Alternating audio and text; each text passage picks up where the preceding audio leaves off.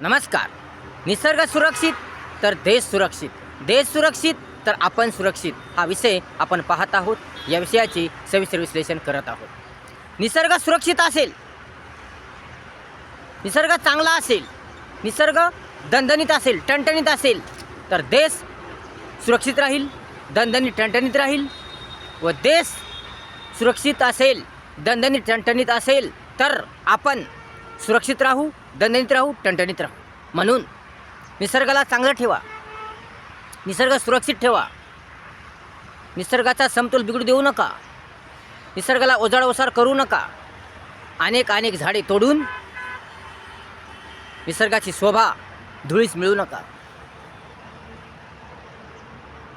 कारण निसर्गाची शोभा बिघडली, निसर्ग जर ओसाड झाला तर देश ओसाड होईल आणि आपण सुद्धा ओसाड होऊ. कारण आपलं जीवन हे निसर्गावरच अवलंबून आहे, आपलं अस्तित्व हे निसर्गावरच अवलंबून आहे. निसर्ग आहे तर आपण आहात, निसर्ग आहे तर देश आहे, निसर्ग आहे तर जग आहे. म्हणून या निसर्गाला चांगलं ठेवा, सुरक्षित ठेवा. झाडे तोडू नका, प्रदूषण करू नका, प्रदूषण करू नका. कारण प्रदूषणाने सर्व राख होते, निसर्गाची राख होते, पाणी प्रदूषित होते, हवा प्रदूषित होते. अनेक संकट उद्भवतात, अनेक समस्या निर्माण होतात आणि माणसाचं जीवन खूप कठीण होऊन जातं, भयानक होऊन जातं. परंतु माणसाने लालच आणि हावपोटी, लालच, हाव आणि अहंकार व मोठेपणा यांच्या पोटी त्यांनी निसर्गाचा समतोल पूर्णपणे बिघडून टाकलेला आहे, निसर्गाला ओसाड केलेला आहे. तो वरच्यावर झाडे तोडतो, झाडे लावण्याऐवजी तो तोडतो. झाडे तोडून त्या जागी तो मोठमोठ्या इमारती बांधतो. त्यामुळे निसर्गाचा समतोल बिघडून जातो, निसर्ग ओसाड होतो. आणि याच कारणामुळे शेतीसुद्धा कमी होत आहे. शेती जर कमी झाली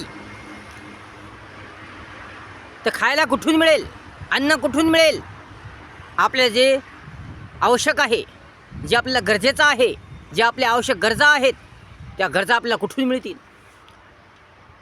कारण शेतीच नाही राहिली, निसर्गच नाही राहिला तर आपण जीवन कसं जगू? व्यक्ती, समाज, देश, जग कसं टिकेल? व्यवहार कसा होईल? व्यवसाय कसा होईल? खायला कुठून मिळेल? घालायला कपडे कुठून मिळतील? आपल्याला लागणाऱ्या गरजा कुठून येतील? म्हणून भान ठेवा, सावधान ठेवा, समाधान ठेवा आणि निसर्गाला वाचवा, निसर्गाला वाचवा. कारण निसर्ग सुरक्षित राहील तर देश सुरक्षित राहील आणि देश सुरक्षित असेल तर आपण सुरक्षित राहू. म्हणून निसर्गाचा समतोल बिघडू नका, निसर्गाला बिघडू नका, निसर्गाला ओसाड करू नका. म्हणून निसर्गाकडे दुर्लक्ष करू नका. माणसाने हव्यास पोटी, पैसा कमवण्यासाठी, मोठेपणा कमवण्यासाठी, आपला अहंकार पूर्ण करण्यासाठी, आपल्या इच्छा आकांक्षा पूर्ण करण्यासाठी, आपली हाव पूर्ण करण्यासाठी निसर्गाकडे पूर्णतः दुर्लक्ष केलेलं आहे. तो निसर्गाची तोडफोड करत आहे, निसर्गाला ओसाड बनवत आहे. अनेक झाडे तो तोडत आहे. निसर्गाची शोभा तो पूर्णपणे घालवत आहे. आणि निसर्गाला ओसाड करून निसर्गाची शोभा मातीत घालून, निसर्गाचं सुंदरपण हे सर्व मातीत घालून, निसर्गाचा समतोल मातीत घालून तो आपलं जीवन बेचिरा करत आहे, आपलं जीवन कंगाल करत आहे, आपलं जीवन नरकमय बनवत आहे. माणसाने वेळी सावधान व्हावं, जागे व्हावं, जागृत व्हावं आणि निसर्गाचा समतोल ठेवावा. निसर्गाकडे दुर्लक्ष करू नये, निसर्गाकडे लक्ष द्यावे. त्यांनी वेळी सावधान व्हावे, सतर्क व्हावे. त्याने थोडा तरी शहाणपणा ठेवावा, समजदारपणा ठेवावा आणि निसर्गाला चांगलं ठेवावे, सुरक्षित ठेवावे. तरच त्याचं जीवन सुरक्षित आहे, अन्यथा नाही. परंतु मनुष्य हा निसर्गाला वरचेवर दिवसेंदिवस ओसाड करत आहे. निसर्गाचा सत्यानाश करत आहे.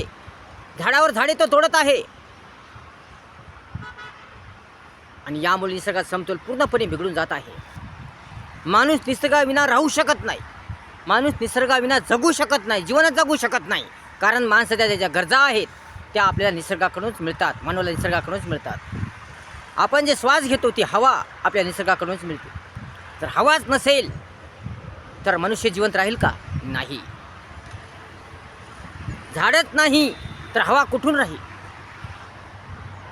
तसेच पाणी नाही तर मनुष्य नाही, पाणी नाही तर माणसाचं जीवन नाही, पाणी नाही तर काहीच नाही. पाण्यावरच माणसाचं जीवन अवलंबून आहे. कारण पाण्याचा एक थेंबसुद्धा माणसाचा जीव वाचवू शकतो. म्हणून पाणी फार महत्त्वाचं आहे. पाण्याविना माणसाचं जीवन नाही. पाण्याविना माणूस मृत आहे. थोडा वेळ माणूस पाण्याविना राहू शकत नाही, जिवंत राहू शकत नाही. अन्नाविना तरी काही वेळ राहू शकेल, परंतु पाण्याविना तो राहू शकत नाही. म्हणून त्याला पाणी आवश्यक आहे, पाणी पाहिजे. पूर्ण जगाला, देशाला, समाजाला, व्यक्तीला पाणी आवश्यक आहे. परंतु निसर्गच राहिला नाही, झाडच राहिले नाही तर माणूस पाणी कुठून आणेल? माणूस पाणी कुठून आणेल? माणूसाला पाणी निर्माण करता येत नाही, पाणी निर्माण करता येत नसतं. म्हणून पाणी तो कुठून आणेल? निसर्गच नाही, निसर्गाचं अस्तित्वच संपलं. झाडच नाहीत तर पाणी कुठून येईल? हवा कुठून येईल? म्हणून माणसाने यावर थोडा तरी विचार करावा, यावर थोडं तरी विवेचन करावं, चर्चा करावी आणि या निसर्गाकडे लक्ष द्यावे. निसर्गाचा बिघडत चाललेला समतोलपणा, होत असलेले नुकसान, ओसाडपणा हा थांबवावा. निसर्गाचं होणारं नुकसान थांबवावं. परंतु माणूस असं करत नाही. तो फक्त आपल्या इच्छा आकांक्षा पूर्ण करण्यात गुंतला आहे, आपली हाव पूर्ण करण्यात गुंतला आहे, आपला अहंकार पूर्ण करण्यात गुंतला आहे, आपला मोठेपणा सिद्ध करण्यासाठी गुंतला आहे. कारण मनुष्य हा लालची हविष्ट बनला आहे. शिकून सुद्धा मनुष्य अज्ञानी झाला आहे. त्याला भान राहिलं नाही. त्याला तो बेसावध आहे. तो आपल्या धुंदीत आहे. परंतु काय चाललंय, काय नाही, आपलं जीवन किती बेचिराख होत आहे, किती नरकमय बनत आहे, किती कंगालमय होत आहे, याकडे त्याचे दुर्लक्ष आहे. परंतु वेळी सावधान व्हावं, सावध व्हावं. मोठमोठ्या इमारती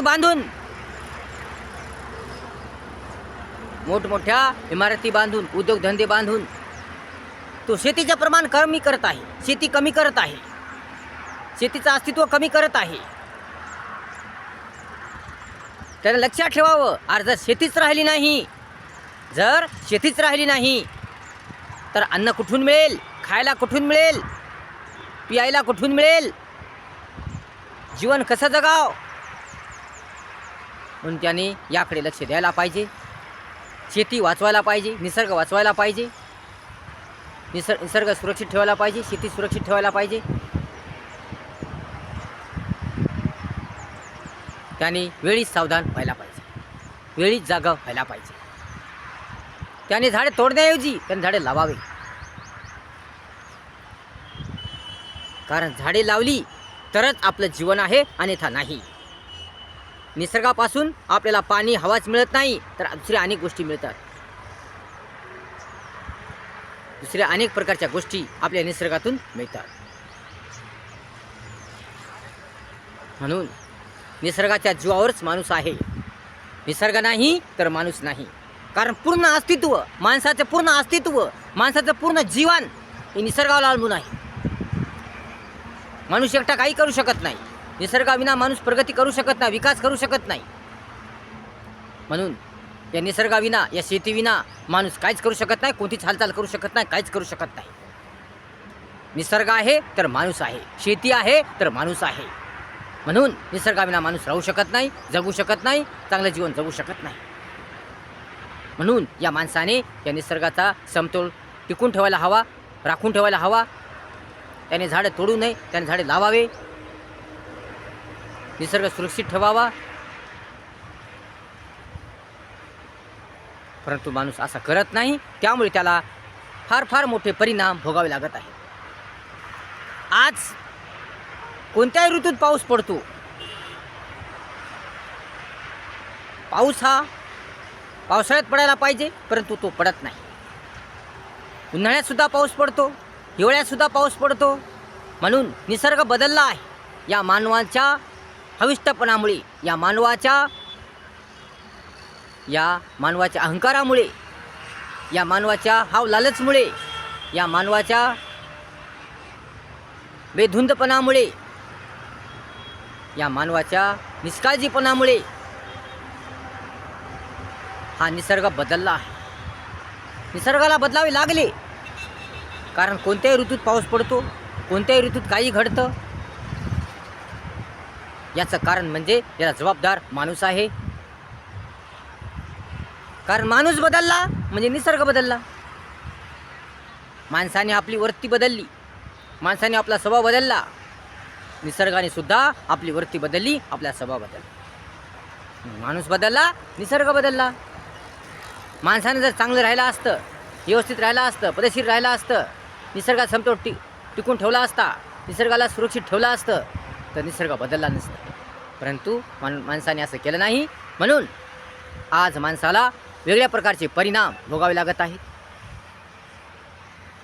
अनेक प्रकारचे संकट मानवावर उद्भवत आहेत.